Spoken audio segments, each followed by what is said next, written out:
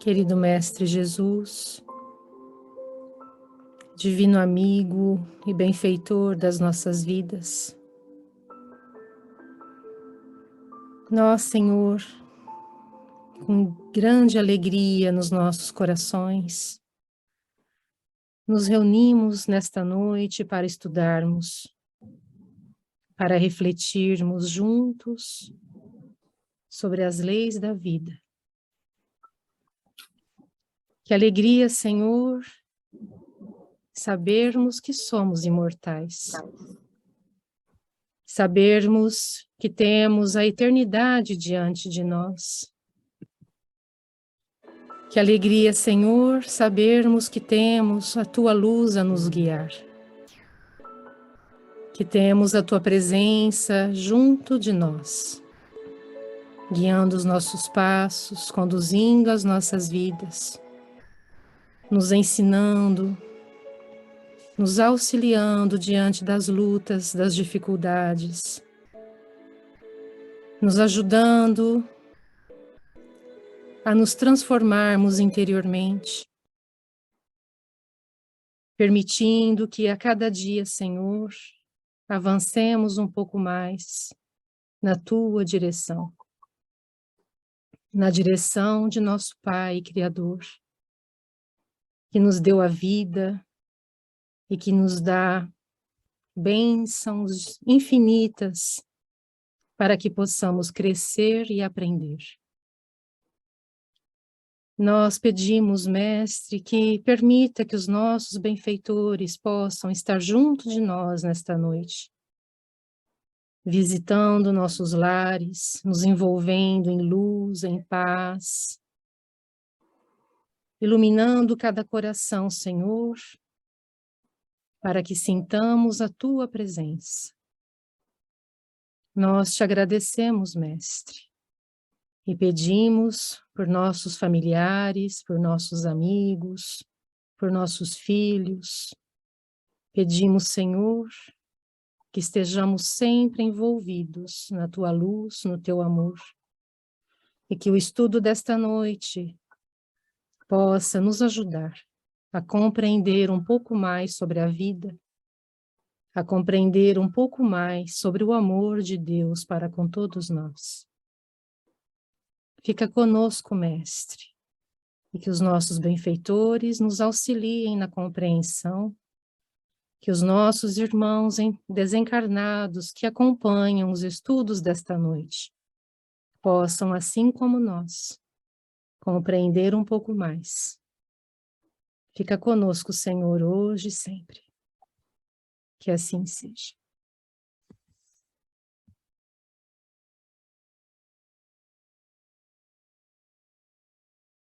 Vamos lá. Oi, Vera.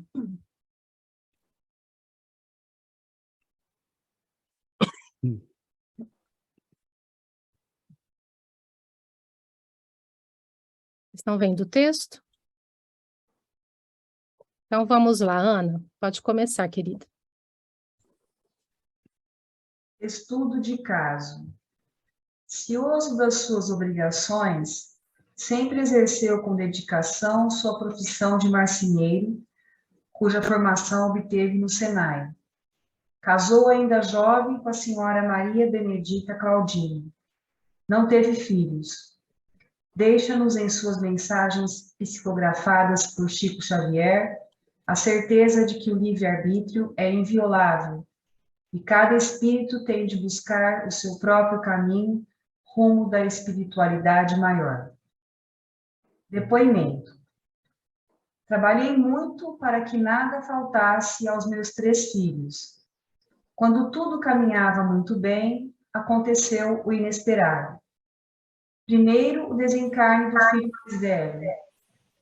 E alguns meses após, novo abalo em minha vida, com o desencarne do segundo filho. O desespero me dominou, não havia mais lugar no mundo para mim. Através de uma amiga, conheci o senhor Oswaldo Caetano, espírita militante, médium bondoso, amigo dedicado, que me levou a Uberaba, apresentando-me a Chico Xavier. Na noite de 7 de setembro de 1984, recebi 2 maravilhosas mensagens dos meus filhos desencarnados, que estão mais vivos agora. Querida Mamãe Lourdes, peço-lhe a bênção. Vejo a senhora com o nosso Valdo, neste recinto de paz, mas não consigo enxergar as pessoas que nos cercam. Sei que 2 amigos me trazem até aqui, mas ignoro quem sejam. Mamãe, seu filho pede perdão pelo que fez, conquanto saiba que agiu sob a pressão de inimigos invisíveis que lhe golpearam a mente.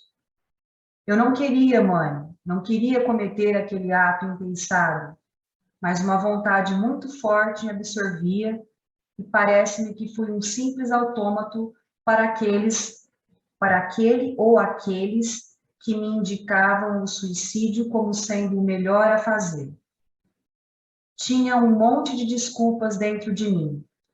Saudade de meu irmão Domingos, as dificuldades da vida e a luta constante por melhorar-me sem poder fazer isso. Andei por diversas ruas, pedi o socorro de Jesus por toda parte, mas aquelas mãos enormes e duras pesavam nas minhas.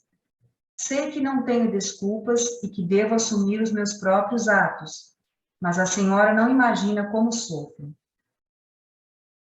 Por vezes, via o meu pai Abílio de relance, como a solicitar-me juízo e calma.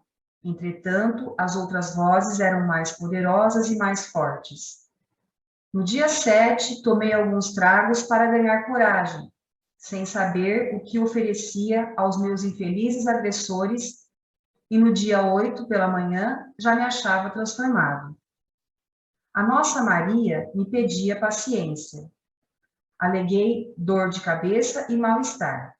Ela arranjou algumas gotas de um calmante, cujo nome não me lembro, mas recusei aquele auxílio, abrindo a camisa e mostrando-lhe a arma que eu trazia no cinturão.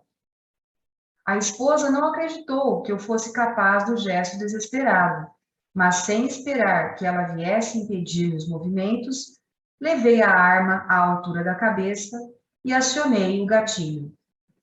Ela gritou e eu, a esgotar-me na perda de forças, lembrei-me de repente dos seus sacrifícios de mãe por nós. Entretanto, não tive tempo de recuar do mal que fizera a mim mesmo. Amigos chegaram atendendo aos gritos de Maria e correram comigo para o hospital. No entanto, ainda ouvi o médico, se não me engano, o Dr. Pedro, a dizer: é tudo inútil. Compreendi que a hora havia chegado e pedi socorro ao irmão Domingos e ao meu pai Abílio, mas em vão.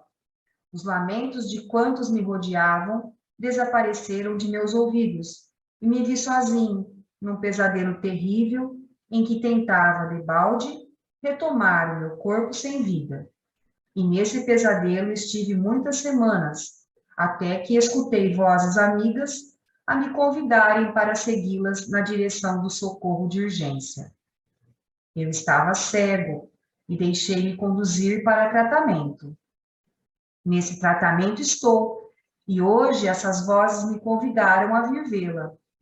Como se estivesse beneficiado por um prodígio que não sei esclarecer, vi a senhora com o nosso Denevaldo, e chorei arrependido por tudo que fiz, e refletidamente. Querida mãezinha Lourdes, perdoe-me, a mim que caí num sofrimento assim tão grande. Fito a sua face e a esperança me retoma o coração. Lembro-me de seus dias de aflição em nossa casa e envergonho-me de pedir-lhe perdão e bondade que não fiz por merecer. Mamãe Lourdes, dê-me as suas orações de paz e diga que me desculpa. Farei o possível para retornar-me do sofrimento em que ainda me encontro, a fim de lhe ser útil e a nossa Maria. Sei que Deus nunca se empobrece de compaixão. Quanto mais infeliz está o homem, mais ampla se faz a bondade do Pai Celestial. Ele me levantará por dentro de mim e concederá forças para ser seu filho outra vez, porque presentemente sou um trapo de dor e arrependimento. Querida mãezinha Lourdes e querido Valdo, Deus nos proteja. É tudo o que por agora posso rogar em minha condição de penúria espiritual, mas mesmo nessa penúria, querida mãe, sinto-me ainda seu filho e conto com o seu perdão para minha falta. Não posso escrever mais. Querida mãe Lourdes, receba as lágrimas que me ficam por dentro da própria alma, incapaz que me sinto de prosseguir escrevendo, e lembre-se de que seu filho espera do seu amor tudo aquilo que hoje não mais tem. Todo carinho com as saudades imensas do seu filho Dimas. Dimas Luiz Zorneta, 7 de setembro de 84. Livro Assuntos da Vida e da Morte. Obrigada, Ana. Imagina. Entre as causas mais comuns de sobreexcitação cerebral, devem contar-se as decepções, os infortúnios, as afeições contrariadas, que ao mesmo tempo são as causas mais frequentes de suicídio. Ora, o verdadeiro espírita vê as coisas deste mundo de um ponto de vista tão elevado. Elas lhe parecem tão pequenas, tão mesquinhas, a par do futuro que o aguarda. A vida se lhe mostra tão curta, tão fugaz, que aos seus olhos as tribulações não passam de incidentes desagradáveis no curso de uma viagem. O que em outro produziria violenta emoção, mediocremente o afeta. Demais, ele sabe que as amarguras da vida são provas úteis ao seu adiantamento, se as sofrer sem murmurar, porque será recompensado na medida da coragem com que as houver suportado.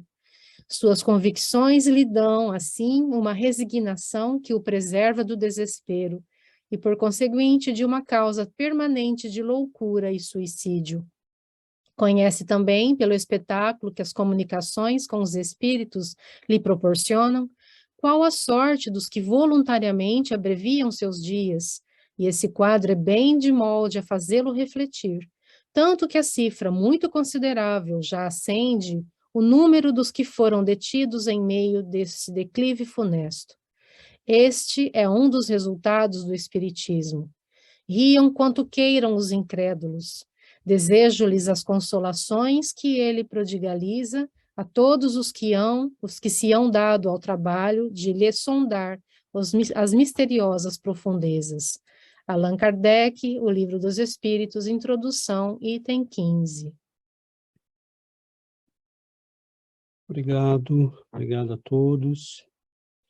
Bom, nós temos no segundo texto, ele fala, né, e aqueles que têm o privilégio de conhecer as comunicações dos espíritos têm diante de si um quadro que é, de certa forma, um quadro privilegiado, né? Por exemplo, nós podemos... É como se nós tivéssemos uma janela, que para a maioria das pessoas está fechada, e nós pudéssemos, né, olhar do outro lado desta janela e ver aquilo que para a maioria está invisível. Então, as comunicações dos espíritos, né, é essa janela que se abre para outra dimensão da nossa vida e que nos permite ver com muita clareza o que acontece, qual a sorte daqueles que nos deixaram, quais os diferentes estados nos quais eles se encontram. E na questão que nós temos hoje diante de nós, né, nós poderíamos perguntar, mas César, todo mundo que está aqui já sabe que o suicídio é uma coisa que não procede, né, que nós não devemos, de modo algum, pensar, mas o nosso objetivo é o estudo, é a formação, é que nós tenhamos elementos para auxiliar as pessoas, né? Nós não estamos aqui só para o nosso reconforto. Nós estamos aqui para aprender, né? Inclusive aprender como lidar com essas questões, que são sempre muito dolorosas, muito delicadas, muito difíceis, né? Então, nós temos a mensagem de um senhor, né? De um jovem rapaz que desencarnou bastante jovem e que deixou, né? De um modo trágico a vida e e com uma série de elementos dentro desta mensagem que ele nos coloca, e que nós poderíamos, né? Eu consigo distinguir na mensagem a fala do Espírito e a fala daquele que o está ajudando, né?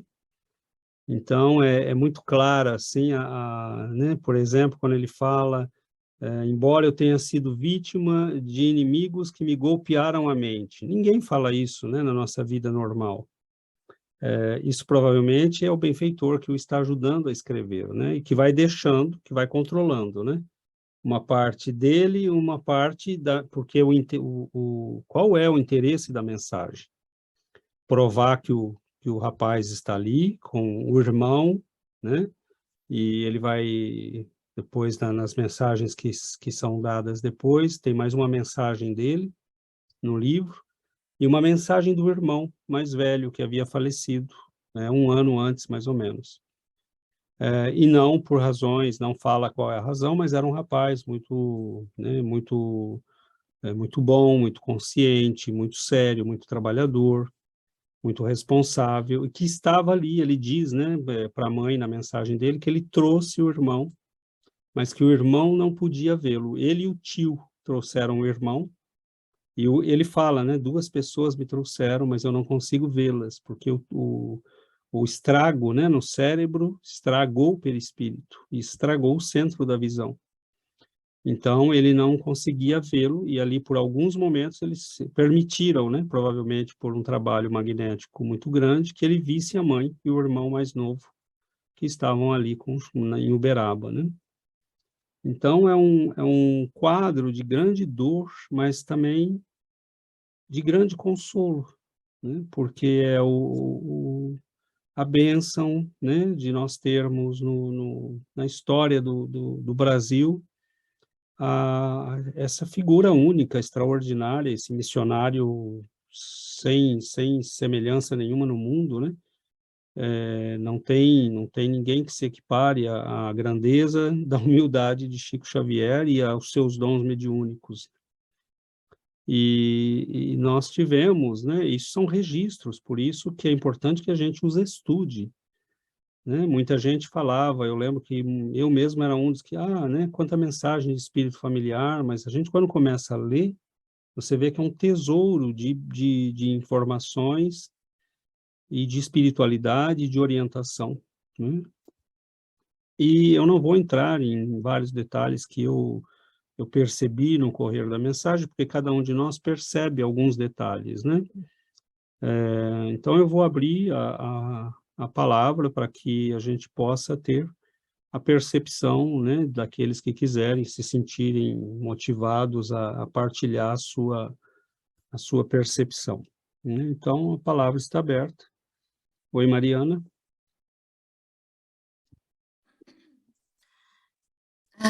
Eu gostaria de fazer até uma pergunta. Eu, na verdade, nunca estudei muito espiritismo, estou estudando agora com vocês, tem muita coisa ainda em dúvida, mas ainda falando de suicídio, algumas coisas que eu já li há muito tempo atrás, me fazia entender que quando a pessoa comete um suicídio, ela até que não percorre o tempo que ela teria que viver na Terra, ela fica, dizem, né, o tal do umbral. A pessoa fica em sofrimento até que, ou que a família envie muitas orações através dos seus anjos, né, os espíritos bondosos, para que eles sejam recuperados, né, era o que eu entendia. E nesse texto diz que por poucas semanas ele estando, né, só não entendi direito onde que ele estava, né, o espírito dele onde ele estava, que poucas semanas ele estando num lugar muito ruim, que já esses espíritos de bondade já vieram socorrê-lo. Isso que eu não consegui entender da distância de lá de trás que eu entendi para isso agora. Gostaria de entender. Excelente. Obrigado, Mariana. Nós vamos... Não, está aberto. Está aberto? Eu pensei que estava fechado o microfone. Ah. Então, essa pergunta da Mariana é extremamente importante, né? Porque a gente tem muita informação no meio espírita e não espírita sobre o que acontece com os suicidas, né? A primeira coisa, Mariana, é que tudo é muito relativo, porque é muito pessoal, né? Há vários quadros de suicídio e do que acontece depois do suicídio. Então, você tem uma pessoa como esse moço, que estava sendo vítima, provavelmente, de uma obsessão muito difícil. Ele não nega a culpa dele, né? Ele diz, eu sou culpado, eu sei que eu deveria ter, eu via meu pai, né? Meu pai pedindo para que eu tivesse juízo, para que eu tivesse calma, mas as vozes dos outros eram mais poderosas, né? E então ele estava sendo vítima, não são algumas semanas, né, na verdade, mas considerando a gravidade do caso, ele desencarna em 1º de janeiro, né, no primeiro dia do ano, e ele dá a mensagem dele no mês de setembro. Então é um tempo bastante curto, considerando a gravidade do que aconteceu. Mas vamos analisar, né? Como é que a espiritualidade analisa cada caso? Tem, né, os atenuantes e os agravantes. Ele não foi alguém frio, calculista, que planejou seu suicídio de maneira fria e calculista. Ele não era alguém que estava fugindo das suas responsabilidades e deveres. Ele era alguém atormentado por uma obsessão. Ele era alguém que chega no plano espiritual e se dá conta desde o momento em que fez o ato. Então, ele entra num processo de pedida, de pedir ajuda, mas ele diz que passa, né, várias semanas, né, num pesadelo terrível, né, de sofrimento, de dor, mas que num certo momento ele ouve, né, vozes de bondade e ele escuta essas vozes, ele atende essas vozes, porque muitos suicidas, caindo num processo de culpa e de vergonha, se fecham, inclusive, para ajuda. Então, é muito relativo, né? Há casos de suicidas que vão ser socorridos, porque a misericórdia de Deus, eles estavam completamente obsedados, perdidos, foram vítimas de obsessões terríveis. Tem a culpa deles, né? Porque a gente também é participante do processo obsessivo, a gente se deixa levar, Sim. mas, né, há os atenuantes. E nós não podemos esquecer que nós estamos diante de uma mulher que perdeu já o marido, que perdeu o filho mais velho, que perdeu agora um filho pelo suicídio, e ficou ela e um filho mais novo. Então, a quantos passos estaria ela de um suicídio? Nós não sabemos, né? Então, a misericórdia de Deus não atendeu só a este jovem, a misericórdia de Deus e dos benfeitores espirituais atende ao conjunto da situação. Esse rapaz estava ali escrevendo com o auxílio do irmão, do tio e dos benfeitores que trabalham com Chico. O objetivo era consolar a mãe, dar uma prova de que ele estava bem, de que ele estava sendo atendido, bem, entre aspas, né? Ele diz que não consegue sequer ver quem o está ajudando. Ele diz, eu sou um farrapo, né? Um trapo de sofrimento, de dor, e essa era a condição dele. Então, ele tem diante de si muito tempo de recuperação, né? Porque o suicídio deixa sequelas muito graves, né? Mas Sim. os espíritos olham o conjunto. Sim, eu posso ser breve e contar uma história que aconteceu comigo? Não quero tirar o tempo de ninguém, pelo amor de Deus, mas está falando de uma coisa que mexeu muito comigo por muito tempo. Pois não. Eu tive um casamento e eu fui traída, vou resumir, fui traída pelo meu ex-marido, e ele me traiu com a esposa do sócio dele, que eram amigos há muitos anos. Depois que eu descobri, a gente se separou, nós voltamos, né, e acredito eu que ela esperava que ele me deixasse para ficar com ela, isso não aconteceu. Um tempo depois, me lembro bem a data, foi no dia 7 de julho, para amanhecer dia 7 de julho, eu tive um sonho. Eu vi uma mulher de cabelos, ao contrário do dela, claros, se jogando de um prédio. E na manhã seguinte eu soube que ela cometeu suicídio nessa noite, que ela pulou de um prédio. Ela saiu de Campo Limpo Paulista, aqui pertinho de casa, no dia anterior, foi para Santo André, alugou um quarto de hotel e pulou do 11º andar. E depois desses dias, foi muito conturbado o meu relacionamento com meu ex-marido, a gente acabou se separando mesmo. Mas eu sentia a presença dela na porta do meu quarto. Eu sentia a presença dela na porta do meu quarto. Eu comecei a orar, eu procurei ajuda. Eu não fui num centro espírita, eu procurei uma senhora que era espírita e tal. Ela fez algumas orações, pôs velas, não sei, quando eu estava no desespero, eu sentia a presença dela na porta do meu quarto, todas as noites. Então, todas as noites eu caía de joelho e orava, pedia para Deus e para os anjos socorrerem ela. Que por mais que ela o amasse, que ela tenha me traído a minha amizade e tudo mais, quem devia respeito para mim era ele, e não ela, talvez, mas eu sabia, imaginava o sofrimento dela, né, de ter se matado, deixado 3 filhos, crianças, né, e eu não me conformava de sentir a presença dela me incomodando, né, atrás de mim, né, e não se ajudando. Eu estava tentando ajudar. Olha, isso foi mais de ano. E eu orando. Chegou uma hora eu parei de ir atrás e continuei eu fazendo as minhas orações e pedindo para que o que eu aprendi lá atrás, né, pedindo para que os anjos, né, os espíritos que levassem oração até ela para que ela se encontrasse, fosse socorrida.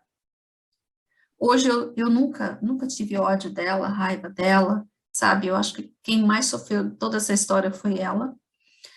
E eu acho que hoje veio calhar tudo isso. Isso foi ótimo para eu conseguir entender tudo isso, porque infelizmente eu acho que ela programou a morte dela e ela tinha depressão pós-parto. Eu acho que foi tudo um conjunto e foi muito triste. Posso... Pode, por favor. Não, a sua é uma história, com certeza, ilustra perfeitamente bem uma série de aspectos que estão, por exemplo, no nosso estudo de hoje, né? Você vê uma pessoa atormentada, no texto que nós lemos na sequência do que está no Livro dos Espíritos, ele vai falar, né? Desilusões amorosas, né? Perdas, etc., mas a fragilidade, né? Destas almas, que normalmente são almas muito frágeis, colocam a solidez da sua vida nos outros.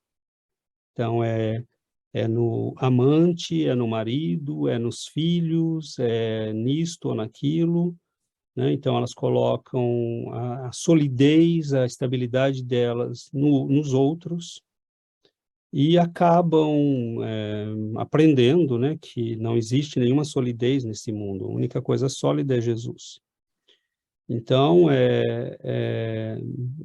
você falou, né, você veja o quadro, nós temos uma pessoa com depressão pós-parto, né? Depressão pós-parto indica o nascimento, muitas vezes, com dificuldades de relação entre a mãe e o espírito que veio. Então, essa moça, ela já vivia uma série de problemas, né? E poderia ter sido este problema que a levou ao suicídio, como poderia ter sido um outro qualquer, porque o problema não é o problema, era ela, né? E você agiu muito certo, porque tendo sido vítima dessa situação, você ainda orou por ela, e ela estava ali pedindo ajuda, na verdade, né? Eu sentia isso. Ela estava pedindo ajuda, devia estar desesperada, o que é muito natural, né? Por exemplo, eu perdi uma tia recentemente, e a gente tem ouvido, né, da família, ou inclusive hoje minha mãe me mandou um áudio falando disso, né? que na casa eles estão escutando barulhos e coisas que mexem, né, e meu primo, que é espírita, mas está com medo. Eu falei, mas que Eu raio não tenho medo. então, que raio de espírita que é você, né? Eu falei para minha mãe, fala para ele, né? E aí, na verdade, minha mãe encontrou essa semana, por acaso, encontrou um médium, né? Um senhor com quem ela tinha trabalhado num centro espírita lá. E aí é um médium que ele sai, né? Ele se desloca espiritualmente, né? E visita o local, ele vai em desdobramento, né? Nós temos, né, outras pessoas aqui que vivem essa mediunidade também. E ele disse, bom, você perguntou para minha mãe, eu falei, eu não estou bem, eu estou, né, com, né, problema de saúde. E ele falou, então, ele tinha falado com o meu padrasto, na verdade, e ele contou que a minha mãe não estava bem, deu o endereço para esse senhor. E aí ele passou daí uns 2 dias e falou, vocês perderam alguém recentemente? Né? Aí a minha mãe falou, sim, nós perdemos a minha irmã, né? Não faz muito que ela desencarnou. Ela falou, é ela que está aqui, então. Isso que a senhora tem sentido, essas... Ela não foi embora, e ela está... E por que não foi embora? Né? Porque era católica, muito católica, desencarna com aquela mentalidade, né, de que vai encontrar ou o céu e o inferno, e na verdade encontra só a vida que é a própria vida. Então, essas realidades, né, por que que esses espíritos, depois de uma situação dessa, eles correm para onde havia, né, os laços de amor, amizade, alguém para quem eles possam pedir ajuda, porque eles estão fechados para ajuda, muitas vezes, dos espíritos amigos. Então, Depois de passar do tempo, eu senti, sabe?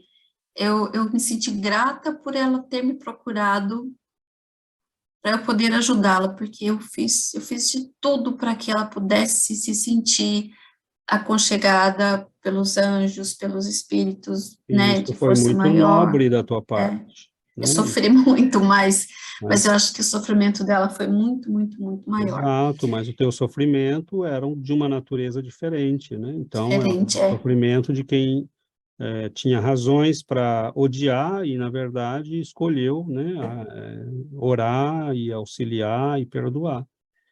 Então, Sim.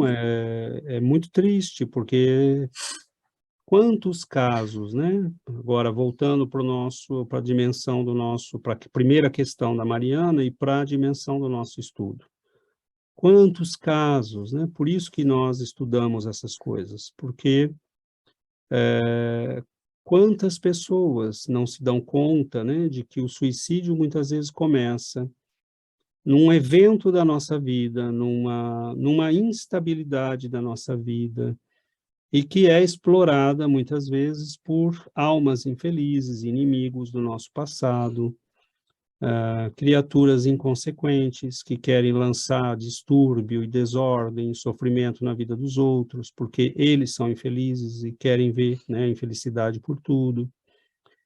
E essas pessoas, né, como esse moço, como essa moça que você falou, e como tantos outros, são todos socorridos pela bondade de Deus, principalmente quando fazem, né, em atos de inconsequência, perturbação espiritual, têm as suas responsabilidades, terão que enfrentar os sofrimentos que advêm do suicídio, né?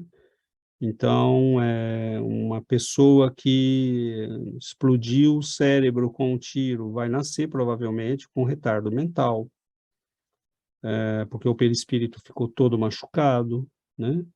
Uma pessoa que cai de um prédio, se joga de um prédio, ela vai nascer com uma série, né, de paralisias, Meu Deus. ou não. Por quê? Porque depende de cada caso. Pode ser que a providência divina diga, nós vamos te dar uma chance, você vai nascer com alguns problemas, mas você vai ter uma chance. É caso por caso, Mariana. Envolve intenção, envolve nível de compreensão da alma que está implicada no problema, envolve muita coisa. Então, é só por isso que Jesus nos convidou, né, nos disse, não julgueis. O único que pode avaliar a condição de uma alma e determinar o que vai acontecer com ela é nosso Pai, né? E os espíritos superiores, que estão olhando de muito alto e vendo o conjunto de tudo aquilo. Então, há muito sofrimento, né? O suicídio é uma coisa muito triste, né? E nós temos que aprender, né? Nós temos que aprender a conhecer o assunto, a estudar o assunto. Você vai ver com o tempo, Mariana e outros que talvez aqui, né, ainda não tenham leitura e estudo suficiente, que há toda uma dimensão de compreensão disto, o que se passa com o perispírito, o que é o perispírito, né, como que aquilo que aconteceu para nós se registra no perispírito e depois se passa para o novo corpo. Então, tem uma série de coisas envolvidas nisso, mas, né, vamos indo aos pouquinhos, o importante é a gente prestar atenção, né? César, eu quero ser só mais um tiquinho. Eu sempre, desculpa, eu acho que eu peguei embalo. Eu sempre senti espírito. Eu já vi e já ouvi. Você está no caminho. Eu tinha muito tempo, eu tinha medo. Uhum. Agora eu não escuto mais. Agora que eu não tenho mais medo, eu não escuto mais. Calma. Calma que com o tempo você pode voltar a ouvir. Agora que você queria ouvir, você não ouve mais. Queria conversar, resolver algumas coisas. Calma que pode, a mediunidade ela é uma coisa que oscila, né? E às vezes na vida ela pode ser suspensa por razões variadas, né? Mas com o tempo pode voltar. Então agora que você está estudando, né? Isso pode começar a acontecer. Mas isso a gente vai conversando. No decorrer das aulas. Vamos esperando, né? O Sebastião levantou a mão, então vamos lá. Sebastião. Obrigada. Imagina. Boa noite. Eu também me estava perguntando, nossa corta experiência espírita, estuvimos acompanhando alguns casos onde a pessoa, você vê que a pessoa vai entristecendo, oscurecendo assim muito, vai assim, assim, assim. E nós recebemos os obsessores da pessoa, ele fala, olha, nós vamos a ficar lá hasta que ela se suicida, matá-la por tristeza, não? Então, nós aconselhamos a pessoa, ora, evangelho, e a pessoa faz assim, sube de novo, assim, e você vê de novo que a pessoa renasce, não? Mas eu falo, qual é a porcentagem de pessoas que tiram sua vida sem influência de espíritos? Porque mesmo que não é obsessor, por sintonia, você se empieza a ficar triste, isso vai atrair por sintonia também espíritos assim, então como que todo se amplifica. Então eu pensava, existe mesmo pessoas que tiram sua vida sem ser influenciados só por, não sei se... Pode existir, Sebastião, porque há pessoas que fazem isso baseados numa concepção de vida. Aquilo sempre foi para eles uma opção, que faz parte das opções da vida. Não é fruto de uma perturbação, não é fruto de, por exemplo, os romanos, quando vivenciavam uma derrota muito grande política e sabiam que poderiam ser perseguidos, mortos, eles cortavam, né, deitavam lá numa água quente, cortavam os pulsos e esperavam, né, esgotar e morrer. Fazia parte, né, no Japão, os samurais e, né, aqueles que se sentiam desonrados ou que tinham falhado com a honra, né, do código de honra deles, eles simplesmente, né, faziam harakiri, enfiavam uma faca, né, nas vísceras e acabou. Então, o suicídio faz parte de muitas culturas e está embutido na cabeça de algumas pessoas como uma opção.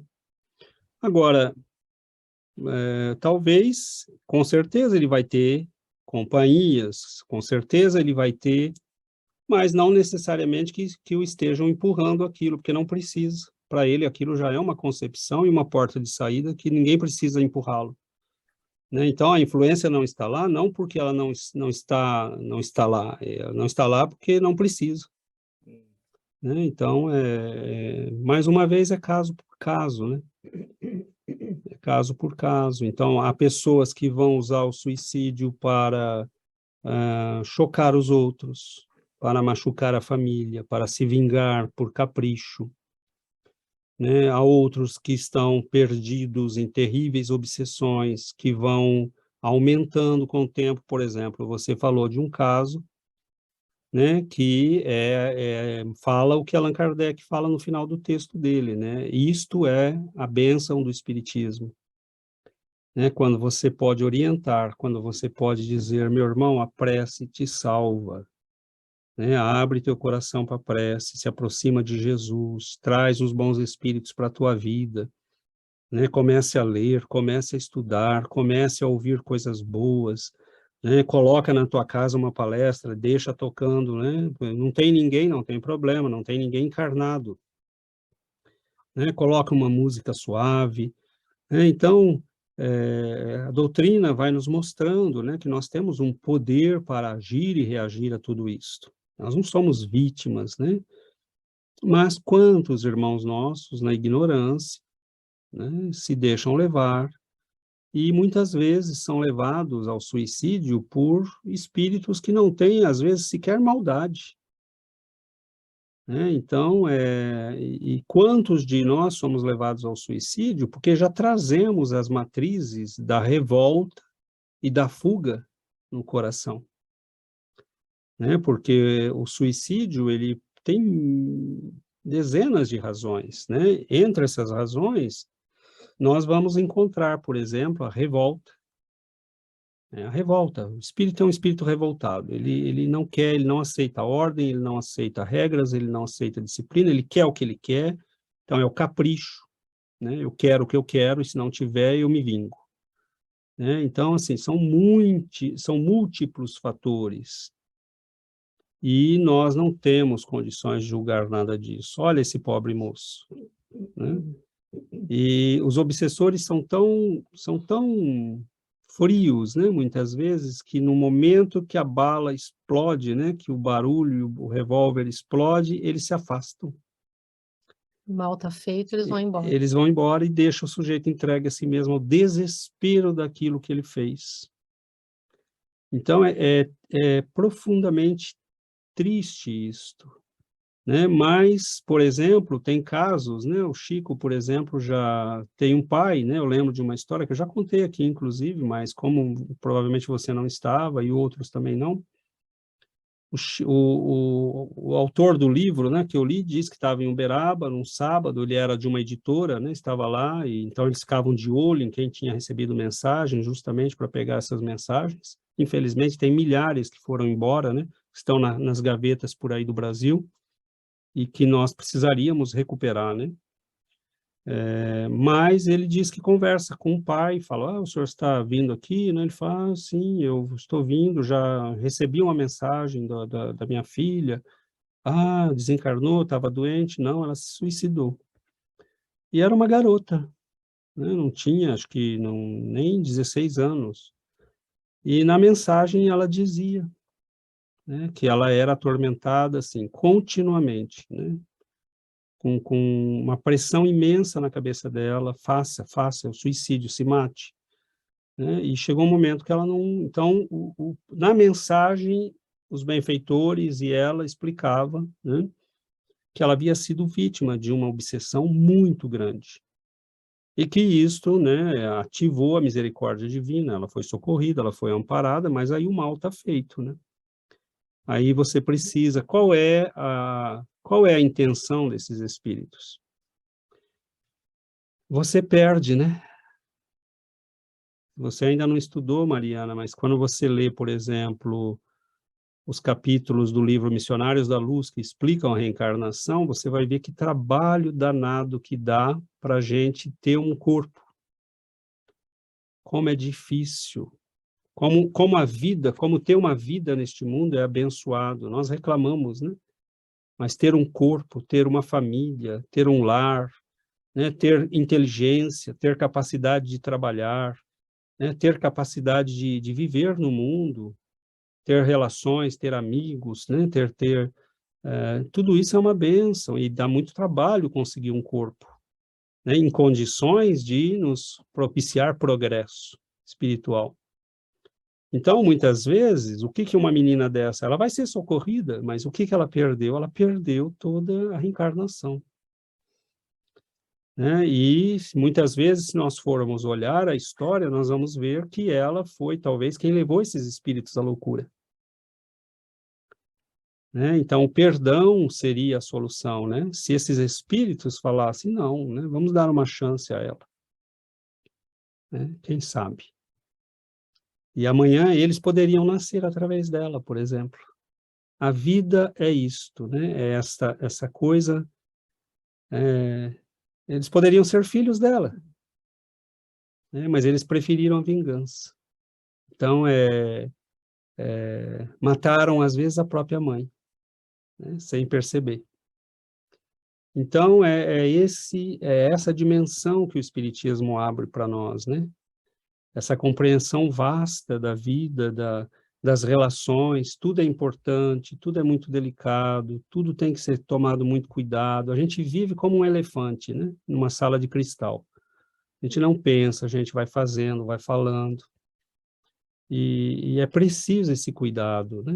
A vida, para não machucarmos ninguém, para fazermos o melhor que a gente pode. Mas é preciso que nós saibamos tudo isso, porque a gente pode amanhã estar cruzando com uma pessoa que está vivendo uma situação dessa, né? Então, muitos suicídios começam, por exemplo, com monoideias, né? Eles começam a hipnotizar a pessoa por indução mental, dizendo, né? Faça isso, faça isso, faça isso. Chega a um ponto que a pessoa não vê mais nenhuma solução senão aquela. Né? Então, assim, são processos muito dolorosos, e é por isso que a prece, né? O que a prece faz? A prece quebra essas ligações. Né? E a prece nos coloca em contato com os bons espíritos. Então, é como se nós desligássemos a rádio dessa frequência, né? De sofrimento, de perigo, e colocássemos numa rádio que vai nos ensinar a viver bem, né? A ter saúde, a ter paz, ter equilíbrio. Então, as pessoas não têm ideia, né? Quando a gente fala para as pessoas, faça o culto do Evangelho, venha no culto do Evangelho, como no nosso caso, né? Nós temos o culto online. Você pode estar em qualquer lugar do mundo, né? Pode estar em viagem, pode estar dentro de um avião, né? Em qualquer lugar do planeta, você liga na internet, você está conectado no Evangelho. Né? Ore, participe de preces, né? Ou escute depois, mas mantenha a prece na sua vida. Porque esses recursos vão nos trazendo as energias superiores, né? A gente vai se imunizando contra tudo isso. Então, a gente precisa espalhar isto, né? César, esse sonho que eu tive com ela, entre aspas, né, que eu tive o sonho e no dia seguinte já recebi notícia, né, do suicídio, isso é uma mediunidade? É a mediunidade premonitória, né? E muitas vezes, Mariana, os espíritos, no momento mesmo da morte, em que acabou de acontecer, tem muitos, centenas de relatos de espíritos que aparecem para as pessoas em quem eles estão pensando naquele momento. Então, por exemplo, a mãe que aparece para a filha, né? E aí a filha vira e fala, minha mãe morreu. Né? Entendi. O cabelo que você viu diferente, provavelmente você a viu talvez já na forma espiritual, né? E ela deve ter assumido a forma espiritual que ela já teve, né? E que pode ter engendrado essa história. Então, tem muitos detalhes nisso tudo, né? Mas Nossa, é é uma incrível. mediunidade, sim. Mas pode ser fruto do evento em si também, né? Que ela tinha tanta intenção de se mostrar e de comunicar, né? Ou talvez mesmo já de pedir ajuda, né? Que ela chegou a impressionar os teus sentidos psíquicos, né? Teu perispírito. Mas é isso, né? Tem muitas coisas, né, Yuri? Boa noite. estava pensando nessa parte do o suicídio, que é motivado pela obsessão, e eu acho que é muito difícil de entender, não? Porque a gente pode pensar que está sendo injustiça, Injustiçado. pode ter uma injustiçado, porque, bom, como você contou essa história da menina, que foi, a gente pode pensar que foi uma injustiça para ela, mas como ela pode ser a pessoa que causou mal para eles, então é muito delicado, não estar frente a esse tipo, tentar de explicar o suicídio pela obsessão, mas ao mesmo tempo eu acho que suicídio é em si mesmo uma prova, né? uma grande prova, e como o livro dos Espíritos diz, a gente pode resistir ou não às influências dos espíritos. Então, eu acho que é delicado explicar às pessoas, não? Porque se a gente está frente a uma situação dessas, como podemos explicar às pessoas nesse sentido, não? Agora, eu li um artigo onde ele dizia que 800.000 pessoas se suicidam, não? 800.000 pessoas no mundo que se suicidaram no ano passado. E isso é muito. E eles dizem que a razão, uma das principais razões é os transtornos mentais, os transtornos psicológicos. Então, quando a gente sabe, nós como espíritas sabemos que eles podem provocar todos esses estados mentais, é alarmante, essa verdadeira a pandemia, uma grande calamidade. Então, como a medicina precisa dirigir-se nesse sentido, não? Combinar a matéria com o espírito, porque é muito alarmante os números e que vão aumentando todo o tempo. E o duro, Yuri, é excelente os pontos que você levantou, porque o duro nisso tudo, né, é que às vezes a gente vai ter que sofrer até cansar, como a gente diz no Brasil, né? Sofrer até cansar. Que o mal vá ao extremo, né? Agora são 800.000, talvez daqui 2, 3 anos vai ser 1.600.000, porque a gente continua insistindo, né, em achar que dá para resolver tudo com um comprimidinho. Né? E dentro desse paradigma, né, da ciência materialista, a gente recusa abrir para uma nova perspectiva. Né? Então, o sofrimento vai ter que ir até onde? Agora, você pega, né, são maioria por problemas mentais, né? E aí você vai olhar o que está por trás desses problemas mentais, um profundo vazio de vida, né? Falta de sentido e grandes problemas obsessivos. Né? Então, uso de drogas, né? Que leva a pessoa também a processos obsessivos, uso de álcool. Né? Então, nós vamos vendo todo um conjunto de coisas que reflete o nosso afastamento de Jesus. Né? Lia ontem uma entrevista do Chico para a Hebe, na qual ele dizia isso, né? Ele dizia, todas as vezes que a gente se afastou de Jesus, a gente sofre. A gente sofreu. E é o que está acontecendo. Né? A gente tem uma civilização que apostou que é capaz de viver sem Deus. Nós apostamos nisso, né? O humanismo desses últimos 4 séculos é isso. Nós podemos viver sem Deus, nós não precisamos do Pai. É o filho pródigo indo embora. Né? E ele tem a impressão que ficou mais rico, mais poderoso, mas não, está ficando mais miserável, né? Porque são milhões de pessoas, né, atormentadas, e deste tanto, muitos tentam suicídio e não completam, né? Isso não entra na estatística, mas como você disse, é uma pandemia, e esta é muito mais grave do que as guerras que a gente possa ter no planeta, as doenças físicas, né? porque são os filhos de Deus perdidos, né, e sem orientação.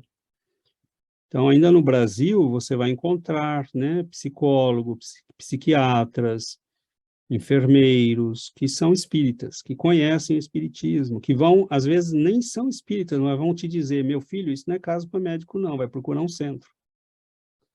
Né, porque faz parte da nossa cultura. Agora, e no resto do mundo? Né, então, a gente está diante dessa situação e o trabalho é esse, né? A gente tem que continuar firme, se instruindo, sabendo o que fazer, confiando na providência divina, né? Se o Pai nos deixa viver todas essas experiências, é porque faz parte do nosso aprendizado. Então, quantos milhões de abortos? Você falou o número de suicídio, agora vai olhar quantos abortos tem. E aí eu posso te dizer que são em torno de 70 milhões no mundo. Então, por aí você tem uma ideia da tragédia que é tudo isso. Que aquela menina que está num país rico e que chega, né, grávida, e a primeira coisa que o médico diz é, vamos tirar? Então, assim, o médico não tem ideia do que está fazendo, a menina não tem a menor ideia do que está fazendo, porque muitas vezes ela vai carregar as marcas daquela vivência trágica, né, traumática, e o espírito que está ali, muitas vezes não perdoa. Né? Então, alguns perdoam, porque entende que é ignorância, são almas boas, que estavam, inclusive, às vezes, vindo para ajudar. Né? Então, a gente não sabe, né? A humanidade está muito necessitada de Deus, está muito necessitada de luz, de esclarecimento, de compaixão e de conhecimento espiritual. Oi, Mariana. César, eu não li, eu só ouvi dizer, meu irmão está voltando para a Inglaterra de novo, e vocês sabem, eu já morei na Inglaterra, e ele disse que nos países que têm menos sol, né, países muito frios, né, o índice de suicídio é muito grande. Tem uma estatística que mostra isso, sim. Tanto que lá não se comenta, tem o dia nacional lá, né, do suicídio, mas eles não falam, você não ouve o que notícias. acontece, Mariana, É velado. Eu tenho as minhas dúvidas quanto à origem do problema, né? Eu não acredito que seja falta de sol, porque a falta de sol nesses lugares existe há muito tempo, né? Mas o suicídio é estranho, né? Que quando você tem comunicação, medicina, recursos, ele seja tão grande. Então, nós vemos pessoas que vivem nesses lugares, né? Como na Suíça, Suécia, aqui no Canadá, e que vão dizer, eu lembro de uma moça falando, né, num vídeo do YouTube, que ela vive na Suíça, ela falou, eu nunca vi tanta gente vazia, tanta gente, eles estão bebendo, porque, assim, o governo dá tudo, né, você tem um probleminha, o governo está aqui, meu filho, minha família está precisando, está aqui, vem aqui. Então, assim, são pessoas que estão fragilizadas, elas não lutam mais, elas não precisam enfrentar nenhuma dificuldade, mas isso que a gente faz com a melhor das intenções de criar uma qualidade de vida, na verdade, está fragilizando as pessoas. Sim.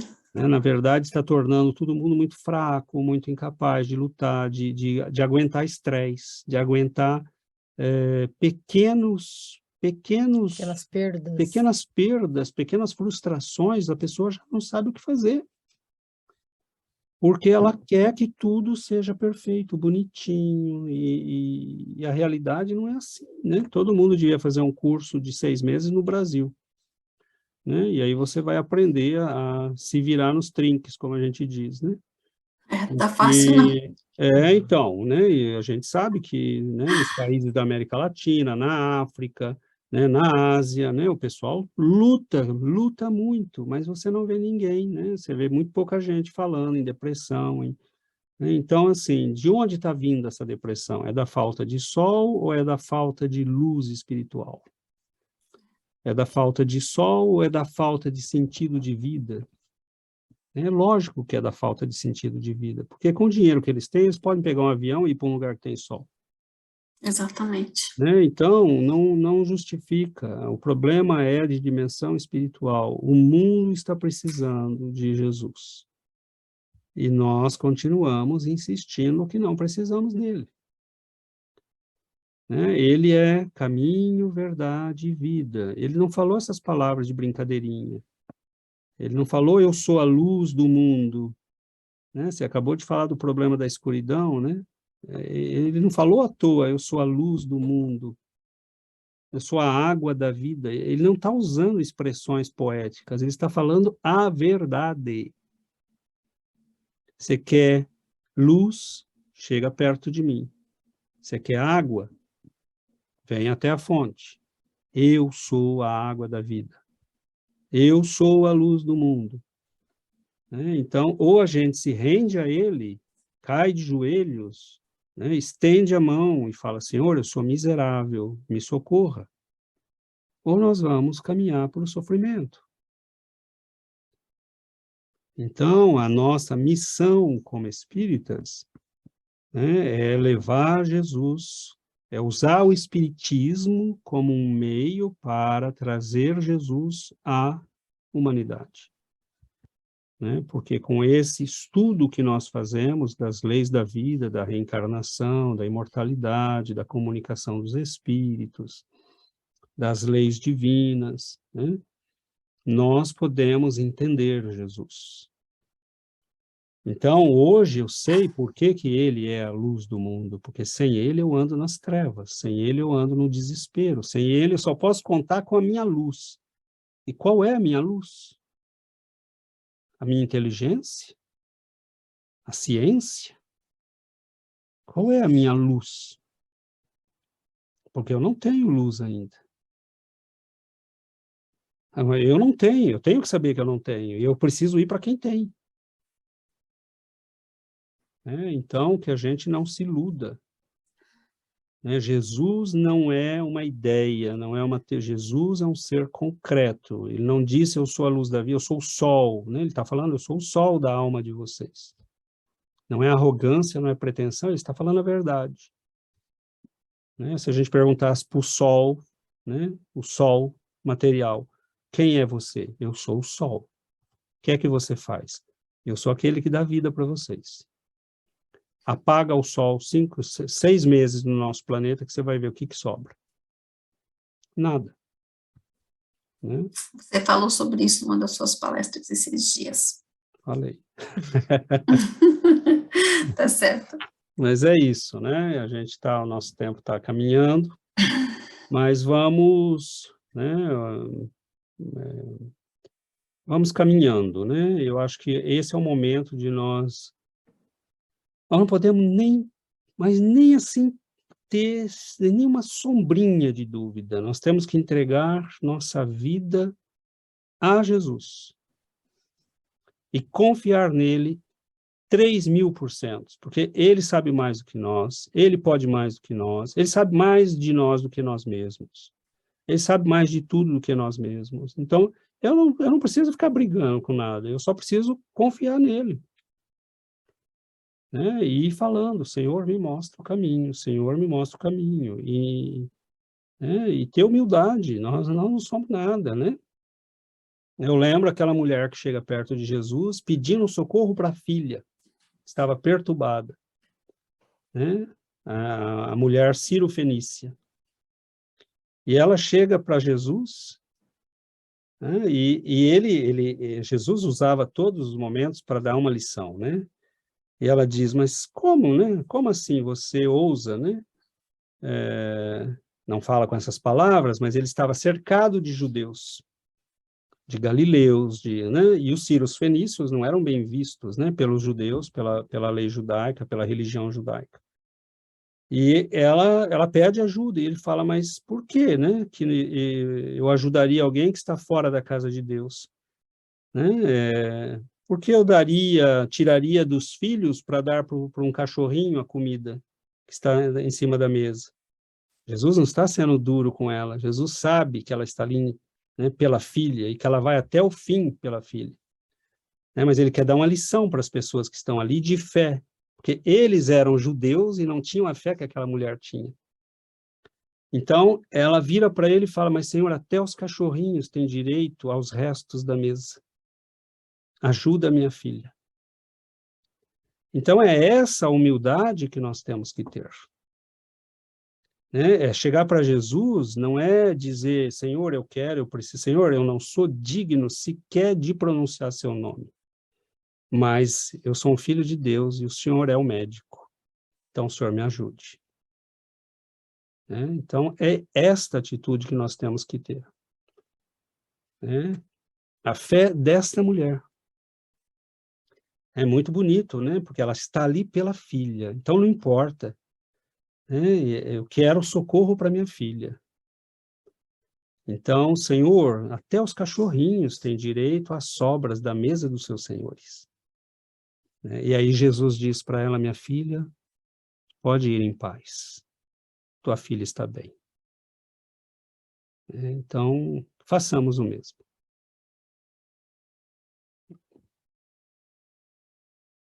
Então, está bem. Nós vamos finalizar nosso encontro de hoje.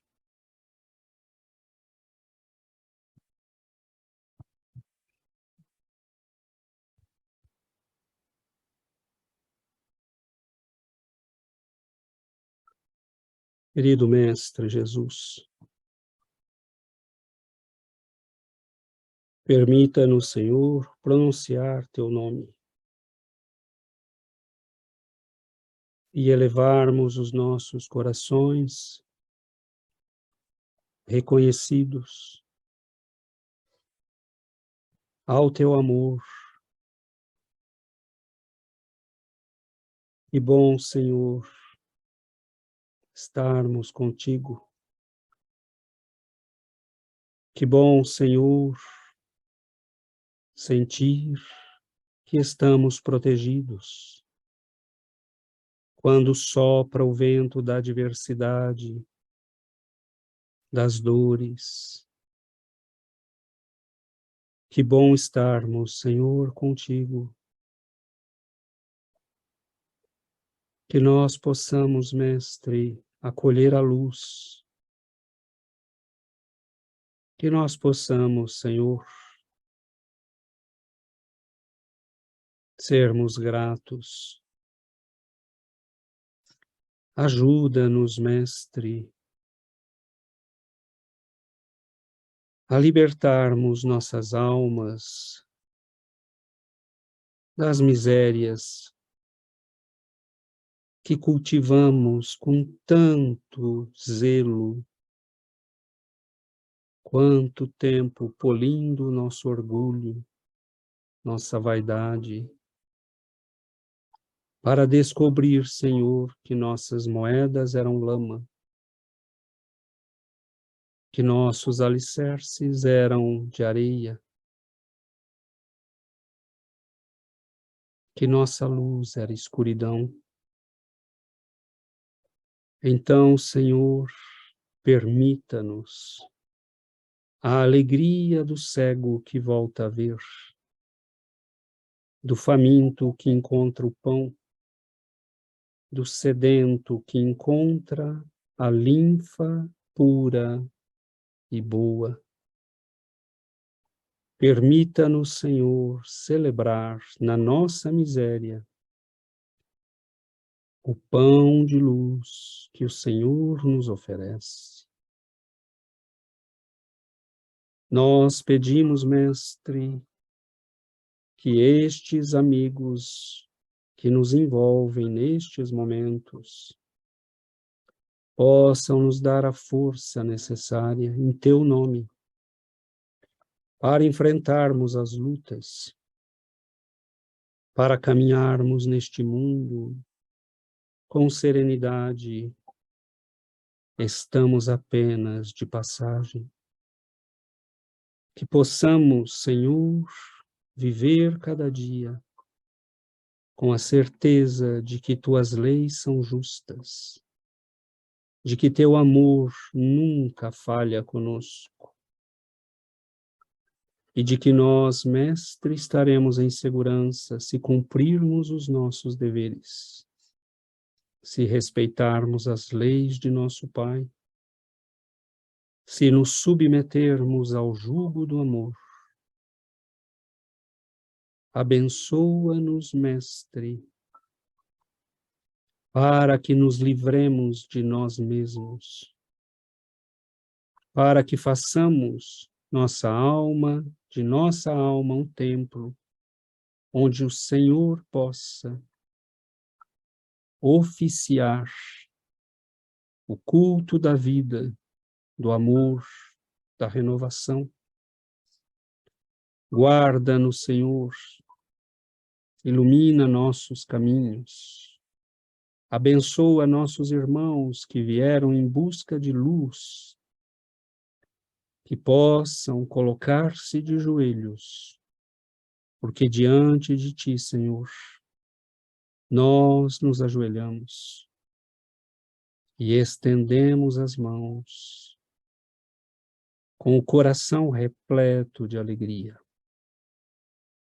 Guarda-nos, Senhor, abençoe nossas vidas, nossos lares, dá-nos força, paciência, coragem, e nós possamos, Senhor, prosseguir a jornada, um passo de cada vez, um dia de cada vez, mas sempre olhando para Ti. Fique conosco, nos abençoe, receba a nossa gratidão. Guarda-nos, Senhor, no Teu amor, hoje e para todo sempre. Que assim seja, Mestre.